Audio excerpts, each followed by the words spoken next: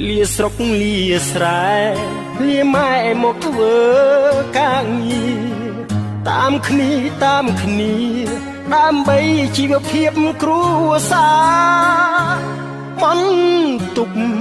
មួយខែ$40